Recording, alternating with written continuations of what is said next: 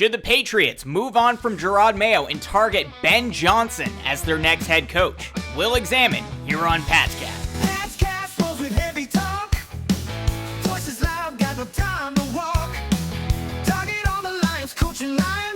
Welcome to PatsCast. I'm Brad Whitaker. We'll get to the Ben Johnson rumors, the Ben Johnson conversation in just a moment, but I would be remiss if I didn't talk about the events that just took place on Tuesday, November 5th. And I think it's important to talk about. I shared on the podcast earlier this week that I certainly have my preferences, but these outcomes are going to affect all of us. And I think it's vital that you keep in mind that we as a nation, we've been in this situation before, and there's a lot of give and take year to year, every 4 years, and you don't know exactly how these sorts of things are going to play out. But the reality is, coming out of Tuesday, November 5th, NFL teams don't make a lot of big moves at the trade deadline. It just doesn't happen. There aren't a lot of number one X wide receivers available. There were rumors maybe the Patriots would target an offensive lineman, a linebacker, an edge rusher, someone that you could bring in that could be here for the long term and help this team as they continue to rebuild. Well, unfortunately, that did not happen on Tuesday, and there just aren't a lot of opportunities out there to make those types of moves. So I know there's going to be a lot of criticism for Elliott Wolf, and I'm more of a fan of Elliott Wolf and Matt Groh than most Patriots fans are, but we need to hold his feet to the fire this coming offseason because, I don't think there were many opportunities to bring in a guy. Many expected the Patriots would be sellers, not buyers, at the NFL trade deadline. They really didn't do much of anything. There were rumors maybe you can bring in a guy who's on a long-term contract that can be impactful right away, get some experience with guys like Jerod Mayo, and then you're off and running in year two, or you bring in a guy whose contract is running out, sign him to a longer-term deal immediately, and then you're off and running there. But that didn't happen, and I don't think it's much of a surprise that that's how Tuesday ultimately played out. But again, I know this is a somber topic for some, but I think it was important that I address that at the top of this podcast. And we'll all remember where we were on November 5th when Elliott Wolf chose to do nothing at the NFL trade deadline. But on to the Ben Johnson conversation, because these are rumors. There isn't a lot of there in terms of the Patriots media. Really, it's Savage Boston Sports. He's the one who's kind of been carrying this for the last 24 hours or so. But Ben Johnson, the offensive coordinator for the Detroit Lions, one of the smartest young minds in the entire NFL, he talked about recently the potential of him becoming a head coach. And Ben Johnson, many thought, would take a head coaching job this past offseason with all of his success with Jared Goff and that Lions offense. But ultimately, he chose to stay in Detroit. I don't think he was impressed with the head coach opportunities out there, but that also makes it a high probability as we head into the 2025 NFL offseason that Ben Johnson will be looking elsewhere and looking to take on a new head coaching job. Now, do I think the Patriots will take that seriously and want to move on from Jerod Mayo after just 1 year as an NFL head coach at 38 years old? No, I don't think that's going to happen. I think Robert Kraft is going to stick with Jerod Mayo regardless of the outcomes. If the Patriots don't win a game the rest of this season, I still think Jerod Mayo is going to be there. Probably a different story for the coordinators, DeMarcus Covington, and certainly offensive coordinator Alex Van Pelt, but they have an opportunity here. And with Jerod Mayo really coming into his own, looking like he already might be a star NFL quarterback and a guy who is potentially all-pro MVP caliber in the near future, really, in the next 2 to 3 seasons, Jerod Mayo could become that type of quarterback. You want to speed up this timeline a little bit. You only have a rookie contract for so long with a great young quarterback like this. The Patriots have a ton of salary cap space to work with. They're going to be able to attract free agents now that they have a star quarterback that I think wide receivers, offensive linemen, even defensive players are going to want to play with because he gives them a real shot to win. I think Robert Kraft, Elliott Wolf, whoever the decision maker is there, Jonathan Kraft, as I mentioned on the last podcast, really need to do an extensive audit of this coaching staff and see where those problems lie. And if a lot of that is on Jerod Mayo, then perhaps they should consider moving on from him after a year. That doesn't mean Mayo doesn't have a lot of great potential as a head coach in the NFL, and if you stick with him, maybe he could become a great coach. But if you have an opportunity to bring in a guy like Ben Johnson, I say you go after it. And, we know how much Robert Kraft really thought highly of Bill Belichick, wanted to hire him years before he came to the Patriots. The Pete Carroll days didn't really work out the way they were expecting. I feel like we're sort of reliving the Pete Carroll days once again. And once he had the opportunity to pounce and really bring in a head coach as good as Bill Belichick, Robert Kraft moved hell and earth to make sure that happened, so much that Bill Belichick resigned from the Jets head coaching job on a napkin so he could join the Patriots. So I think they have an opportunity here if Robert Kraft, Jonathan Kraft, Elliott Wolf, Matt Groh, the key stakeholders, the real decision makers in this, have the guts to do it, to maybe recruit Ben Johnson and bring him in as the next head coach of the New England Patriots. Again, I think this is a long shot. I don't think it's going to happen, but this is a guy who would make a huge impact right away as an NFL head coach. And Ben Johnson shared that if he's going to become a head coach in this league, he wants to stay the offensive play caller. And that really is the direction that the NFL is moving. You see guys like Sean McVay. He's still calling plays for the Rams offense. There are plenty of head coaches that double as offensive defensive coordinators. Even if you have that title given to somebody else, they are still the play caller. And that would certainly be the case if the Patriots were lucky enough to acquire Ben Johnson as their next head coach. So to those that are not very familiar with Johnson, he is a real innovator when it comes to play design. He's known for his creativity, his unpredictable play calling. We've certainly dealt with a lot of predictable play calling in New England over the last couple of years. Really loves to utilize motion, shifts, alignments that challenges defenses pre-snap, creates mismatches. And for this personnel that the Patriots currently have, especially with guys like Demario Douglas, Jalen Polk, even Kendrick Bourne, they're not utilizing motion anywhere near enough, and certainly less than the Josh McDaniels, Tom Brady days. I think you need a guy in here that's going to take advantage of the players that they have on the roster, and that's what Ben Johnson really is great at. He tailors his offense around the strengths of his players. He maximizes their unique abilities, and he's not very ideological about it. I'm sure he's a fan of, the modern West Coast wide zone stuff, but he's not going to pigeonhole his ideology into that offense, kind of like we've seen over the last 7 or 8 weeks or so.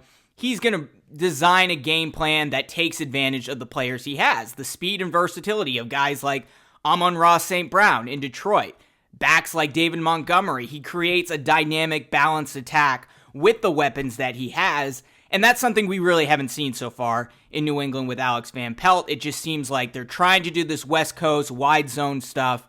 It doesn't work, and then they just abandon it in the middle of the game. And we've seen this happen time and time again, and they don't seem to learn that it doesn't work week to week. Well, that would not be a problem if Ben Johnson were both your head coach and play caller. He's also very good with quarterbacks, too.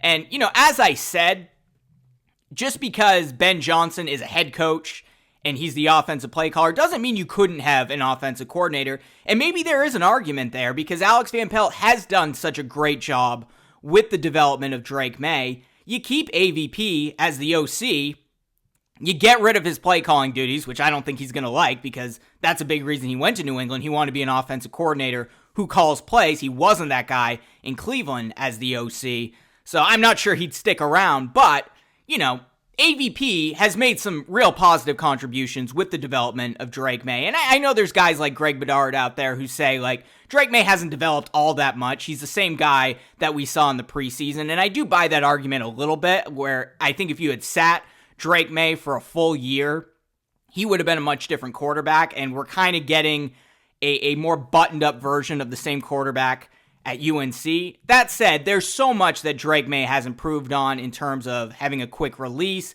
going through the progression, just understanding NFL defenses, the pre-snap stuff, getting them in and out of the huddle. I mean, he couldn't even snap the ball under center during the preseason. Drake May really has come a long way, and I think Alex Van Pelt and quarterbacks coach T.C. McCartney deserve a ton of credit for that. So even if you did bring in a guy like Ben Johnson as the head coach, he's a guy who's going to work well regardless of who's at quarterback, but certainly going to work well with a guy like Drake May. And then you keep Alex Van Pelt around as the OC, and you have those two work hand in hand. And then at least you're kind of having some continuity there from Drake May's rookie season to the next, while also bringing in an innovative offensive play caller who's going to make a real difference. And I think the way Ben Johnson uses Jared Goff in Detroit, simple reads, sets up play action quite frequently, utilizes short and intermediate routes.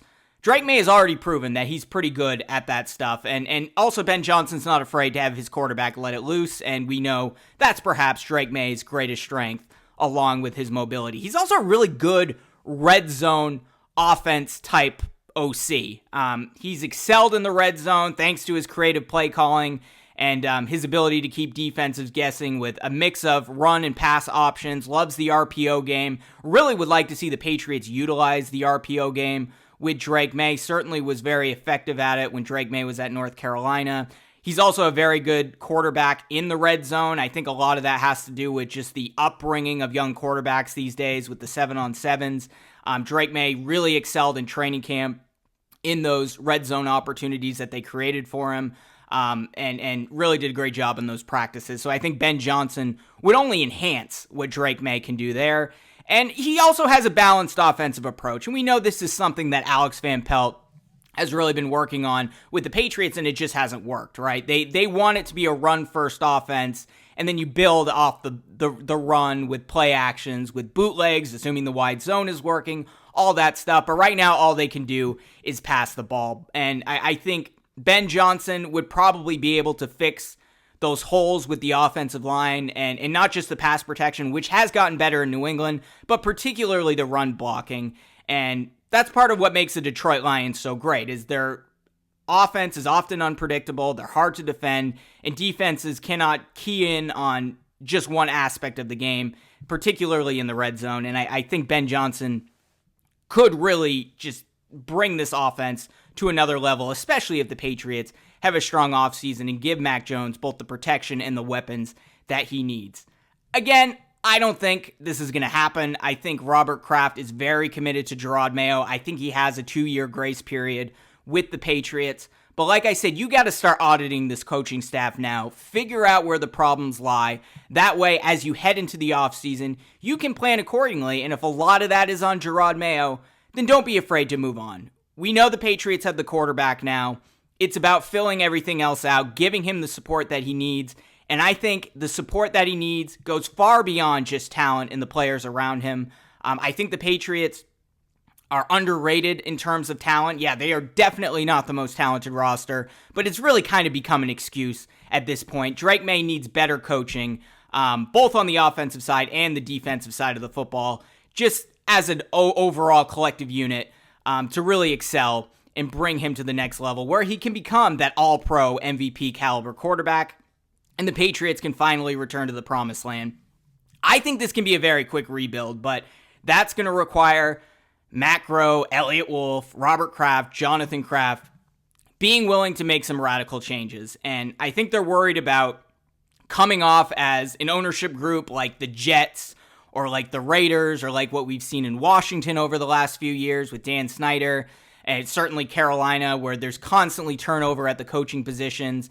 And Robert Kraft doesn't want to seem like a dysfunctional organization. The problem is, when you don't win football games, you are a dysfunctional organization. And then it's going to take some radical changes to bring you back to where you once were. And I think that starts with addressing the coaching staff and even the head coaching position. And if Ben Johnson is available and the Patriots think the Drake May pitch will work and they have a real shot at getting him, this is something they're going to need to think about. But let me know in the comments what you think. Do you think Ben Johnson would be a good fit at head coach? Do you think they should stick around with Jerod Mayo a little bit longer? I'm curious to hear from you. But that's it for this episode of PatsCast. A little bit of a shorter one today, but I thought it was appropriate with the somber events of Tuesday, November 5th, and understanding that, you know, the Patriots aren't going to get the most out of a trade deadline with the position that they're in right now. So keeping this podcast short, just to strike an appropriate tone there. But if you like this video, be sure to smash that like button on YouTube, subscribe to the channel, hit that notification bell, or subscribe if you're listening on Apple Podcasts or Spotify, and we'll see you very soon. PatsCast rolls with heavy talk. Voices loud, got no time to walk. Target on the Lions, coaching line. Ben Johnson gotta make him shine.